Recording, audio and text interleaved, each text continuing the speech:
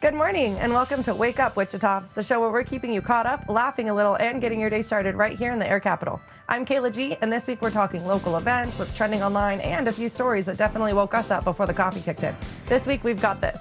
In order to do that, we have to not only know who the veterans are, but have the resources to serve them. Pure talk helps us get there. All that and more right here on a show we like to call Wake Up Wichita. Fans of When Calls the Heart are finally getting the backstory, and it's a pretty big one. Hope Valley 1874 is now streaming, taking us to the very beginning of the town and the people who pretty much built it. We're joined by Bethany Joy Lenz and Jill Hennessy, who played two of the women at the center of it all. And it's great to have you two here. How are you? Hi, so great to be here. All right. Thank you for having us. No worries. I've heard a lot about this. A lot of my fans, or a lot of the people watching, are fans of the show. And for people that do already or are already fans of this world, what's different about seeing Hope Valley kind of at the way beginning? Oh man, I think it's going to be so incredible. I think for people to be able to see this town being built from the ground up. It's something. It's kind of like when you meet a new friend, or fall in love. The more that you find out about the person that you're in love with, you go to meet their family, you go and meet their siblings, you go sit there with their mom and go through the family photo book. Like, that's what we're giving you guys a chance to do as fans of When Calls the Heart. And we really hope to do it justice. And Bethany, your character, Rebecca, is coming into the frontier life from pretty much Chicago life. What kind of adjustment is she dealing with early on? Well, there are several adjustments. The first being that she's been recently widowed. So trying to figure out emotionally where to place her grief while also being in this sort of emergency situation of needing to get her daughter to a safe place. And we don't know exactly why yet. Well, we know, but you're going to find out. And she's got to get across the frontier and get her daughter into a safe place in Canada. So she doesn't have a lot of time for emotional processing. And that's kind of where Hattie Quinn comes in. Jill's character, it opens up once Rebecca lands. Hattie becomes a source of stability and trust for Rebecca to actually start to learn how to soften and open up. And yeah, she was saying, Jill, Hattie's already part of this community. How would you describe her role in shaping what Hope Valley becomes? Wow. Well, she's Hattie Quinn runs the trading post, and she originally came out with her husband and very small girl at the beginning. And now her daughter is around 20 years old, but she recently lost her husband. So now she's running this trading post by herself with her daughter. And she is sort of the glue that holds the community together. And I think she runs it with a great sense of humor and incredible, direct, no nonsense kind of spirit, and has great connections with the whole community. But then Rebecca starts walking into town with her daughter, riding in a covered wagon. And I think Hattie identifies a woman who's very courageous and intelligent and is kind of haunted by something, and Hattie's not sure what is haunting Rebecca, but I think she also identifies a kindred spirit that she might become friends with. And I think Rebecca sort of opens Hattie up to how lonely she really feels, and a lot of feelings she's been trying to suppress just so she can get through day to day, because that's what this whole show is about. It's just these characters trying to survive every single day. Hey, horses be walking, so it's not that big. You're not too far off. Exactly. All right, when people start watching now, what do you think is going to be like getting them hooked and keep them coming back each and every week? The characters. I mean, the setting is amazing, but it's also something that they've seen before, maybe not as broken down, but we are using the When Calls the Heart sets. There are a few locations that will be new for When Calls fans. And for people who haven't watched When Calls the Heart, you don't need to. You can still jump right in and you won't miss a beat. But I would say the relationships of who the characters are there's something for everyone. Hey, I want to thank you two for joining me today. Hope Valley 1874 is streaming now on Hallmark Plus with new episodes dropping every Thursday. You can jump in anytime to catch up. Thank you two for joining me today. Thank you so much. Thank you. Ever wonder what happens when family, business, real life all collide in front of a television audience? The latest season of the McBee Dynasty follows one family as they deal with major challenges on the farm, growing families, and some big decisions about the future. Joining us today are Cole McBee and Kacie Atkison from Bravo's The McBee Dynasty, Real American Cowboys. Welcome to the show, you two. How are you? Doing good, doing good. Thank you for having us on today. All right, for people who may have just been discovering the show, what have surprised viewers most about life on the farm and everything your family is pretty much juggling? Oh, I would say for my family specifically, it's probably about how much drama we have on the show. I mean, we're 4 brothers, and the amount of drama is absolutely insane. But also, last few years has been probably the toughest years of our life. We've been going through the most problems, and obviously my dad's situation has been a really tough year. So just get to see us in our toughest time, I'd say. And Cole, this season shows you balancing fatherhood, family responsibilities, and the future of the business. What has that experience been like for you personally? It's definitely been it's been a lot. It's been a lot of weight on my shoulders, but I definitely would not be able to get through it and be able to do this without Kacie, without Blair, without my family. They're the reason. They're my reason every day, and they're the reason I get up, and the reason I'm able to keep going, I guess, and keep pushing through and deal with all the stuff and deal with all the problems while doing this is just because I want to give my family, I want to give my kid and my future kid a better life. And I guess, I don't know, that's just how we keep going and get through all these problems is we do it for each other and for our family. And Kacie, you're raising a young family while also growing your own business. What have you learned about balancing those two worlds? It's not easy. And whenever you commit to something like a business, you have to go full in. And I was trying at first to do it out of my kitchen. And then we realized, you know what, that's not going to work. I can't run a business out of my home with my little baby running around. But my child is also my reason behind my business. And I want to just have a successful business and just provide a certain type of lifestyle for her. So, yeah. And one thing that stands out about the series is that viewers get to see both the business side and your personal side of your lives. Was there a moment this season that was especially difficult or maybe even rewarding to share on camera? Obviously, with my dad's situation, I mean, we filmed the day of, the day before, the day after. We filmed every single day through that week. And watching your dad get sentenced to prison, which I know people have gone through this and gone through much worse, but it's not fun to go through. It's not easy to go through. It's something that's pretty tough. So that would be, I don't think that would be too much fun to watch back just because we're moving on from that and we've been moving on from that. But I still think that's pretty, that's a lot for a family to put out there, and we definitely put it all out there. So I just hope people, show some respect to the fact that we're going through the toughest part of our life, and we just wanted to put it all out there for people to see. And when we started the show years ago, that was the one thing we all agreed on. We're like, hey, if we're going to do this, we're going to do it. We're going to put it all out there. We're going to show 100% of everything. We're going to be authentic. And that's exactly what we've been. Probably shown a little too much. Probably should have calmed down a little bit in the past seasons or not been so authentic. But that's just who we are, and we're just an open book. So we put it all out there, and we'll just see how it goes. Also, with so much changing for the family, what do you hope viewers take away from the season of the McBee Dynasty? All right. I would say I just hope people see, I've been saying this a lot, but to see a family that was going through a tough issue and going through problems, but they stuck together and they grew closer. They got closer as they've ever been in their whole life. And that was the only reason they were able to get through it, was that no matter what's going on in the world, no matter what people were saying about us, no matter what Facebook was saying, we kept our nose to the grind, and we stuck together as a family, and we're getting through this. And I guess what I would want people to know. All right. If anybody at home would like to catch up on everything happening with the McBee family, you can watch the McBee Dynasty, Real American Cowboys on Bravo, with episodes also available on Peacock. Cole, Kacie, I really want to thank you two for joining me today. Thank you for having us. Thanks for having us.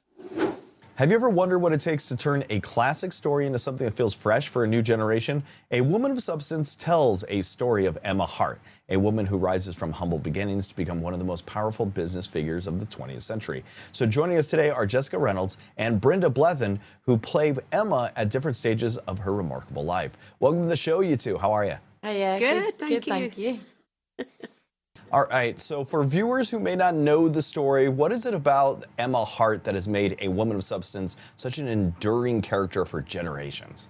Well, it's a wonderful story of rags to riches, really, in a nutshell.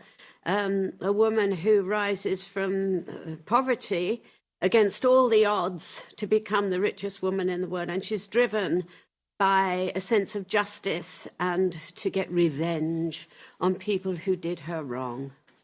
what she said. And Jessica, we first meet Emma as a young woman with enormous ambition. What drew you to her, and what was the biggest challenge in bringing that version of Emma to life? I think it's just such an inspiring story, and to have a period piece that is also from a working class woman's perspective is quite rare, and to see her kind of grow and evolve into this larger than life version of herself, you know, like I can't imagine her ambitions were to be the richest woman in the world, but it happened for her. And I think that's because of the traumatic background and the difficult background that she comes from. And it just shows the strength of those communities and people from those backgrounds. So that was very alluring, yeah. And Brenda, you play Emma after she's built this incredible empire. What do you enjoy most about stepping into such an iconic role? The costumes, the makeup. After playing DCI Vera Stanhope for 14 years, it's quite nice to get out of the Mac and the hat and the grotty old house she lived in.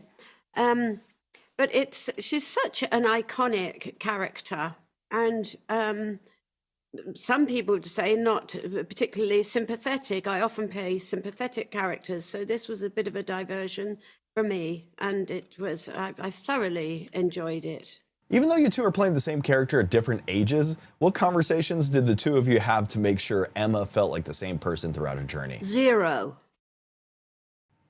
Okay. I think like there's such a distance between them, not only in age but also in experience. Like I think one of the biggest points is that she becomes a completely different person, and it's up for the audience to decide whether that's for the better or not. And Emma refuses to accept the limitations society places on her. Why do you think her story still resonates with audiences today? Because there's still a bit of a discrepancy between, equal wages between men and women. I bet a female engineer doesn't get as much as a male engineer, and in lots of professions there's not equality, and there should be. Hey, I want to thank you two for joining me today. A Woman of Substance is now available on BritBox. For more information and to learn more about the series, visit BritBox.com. Jessica, Brenda, I really want to thank you two for joining me today.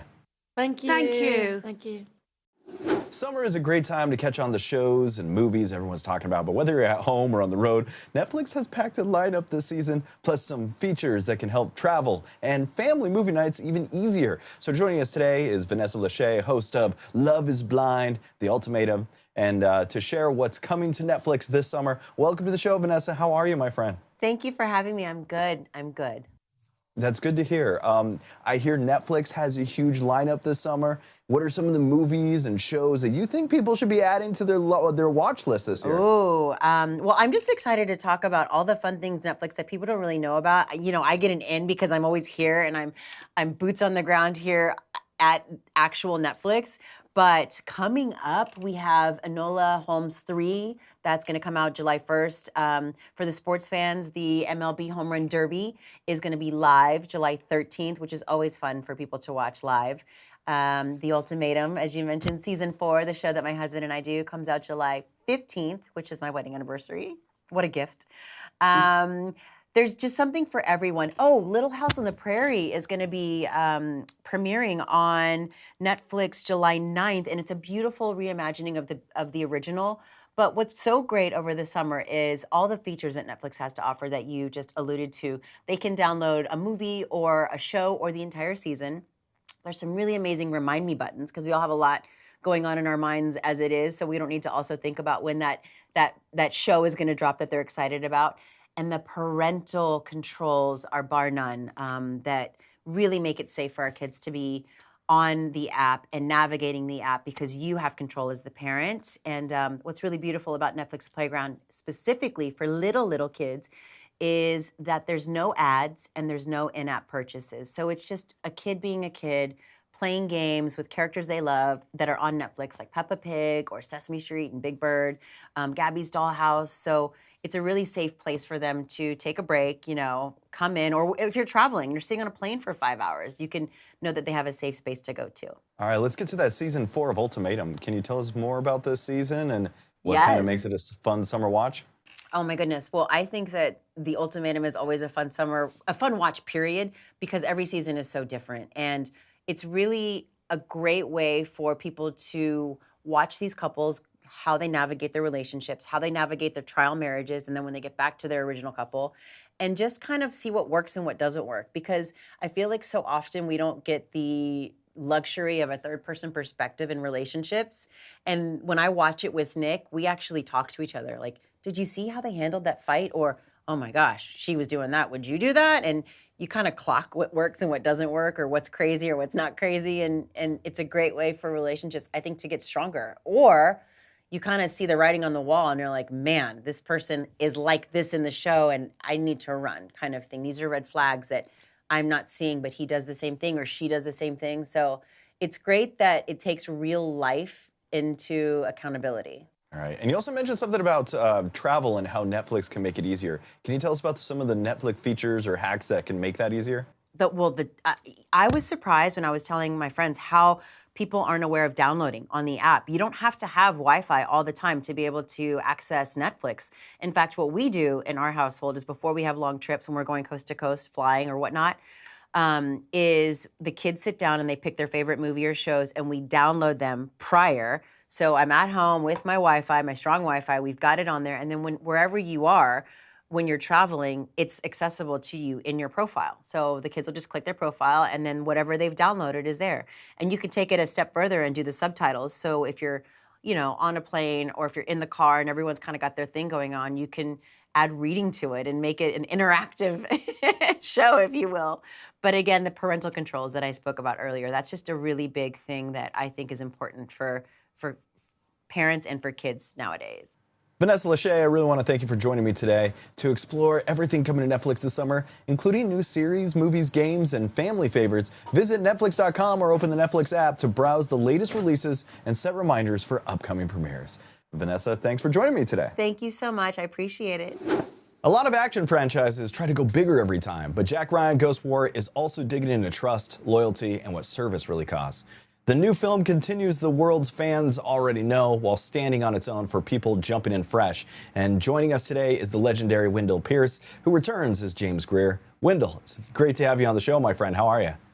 Oh, thank you. Thanks for having me. All right, James Greer has always been one of the most grounded characters in this world. What do you enjoy most about stepping back into him for Ghost War? The character of James Greer really reflects some of the people that I met doing the research of this character. Real CIA officers, retired, who have kind of given me their true north to form a more perfect union, and some of the debate that they have within the agency, and but understanding that the shared idealism of working on the mission, which is to form a more perfect union and protect that. Those are shared values. And so stepping back into the role, that's the thing that I'd love to portray. As an actor, you're a student of human behavior. And what you want to do is create the world so strong that it induces that behavior. And that's the great thing about reliving a role like James Greer. One thing John Krasinski mentioned is that the story works for both longtime fans and for people who've never watched the series. Was that something you felt like while you were making it too? Oh, absolutely. You don't have to be familiar with the series at all. You can come to this fresh. You will see the history that we have as characters. You will see our relationship. You will see our expertise. And then also you have this story of what's happening now, this casual act that I ask a favor of Jack Ryan to do for me that actually ignites a global espionage chase. And so it is one of those things that people who have seen the series can come to and appreciate the next level of where we take the characters, and people who come to this fresh and new. But what we do over the course of a series, put into a 2-hour movie, is just heightened and takes it. It makes it a lot more intense. And you said it's been heightened. It's more cinematic, a little bigger, but it also keeps the political and moral tensions that Tom Clancy's stories are known for. What kind of balance does this film strike between action and some of the character? Well, you know, I think it's very important. I'm very proud of the fact that we keep the debate happening about the clarity of mission and clarity of what values are, and the political debate that happens around that, because that is happening within the world, what happens within the agency, and it makes you, as the viewer, look at it and decide what your values are. You know, I mean, that's the forum of what filmmaking should be about, the place where we collectively come together, reflect on who we are, decide where we want to go, decide what our values are, maybe bring that into our lives. And so I love that we have that debate, and at the same time have some of the best cinematic thrill sequences of action comparable to the French Connection and Marathon Man and all of that. You know, so I'm very proud of the cinematic and the debate that happens within the film. And fans, they know you from so many incredible roles from over the years, but there's something about Greer that people really connect with. What do you think keeps audiences invested in this character and this franchise? I try to make James Greer a everyman. You know, that people look at it and go, there but by the grace of God go I. You know, that they can see themselves in James Greer. He's a man of pragmatism. He's a family man. He's flawed as he tries and did not succeed in keeping his family together. But with all of that, he is principled. And he attempts to hang on to his principles and values. And people will see themselves in that, you know. Not someone who's perfect, but someone who's pragmatic and at least tries to live by some sort of moral code. And that's who we all are, and that's who we are when we dream of who we can become. So that's the thing that makes him prescient, you know, and personal.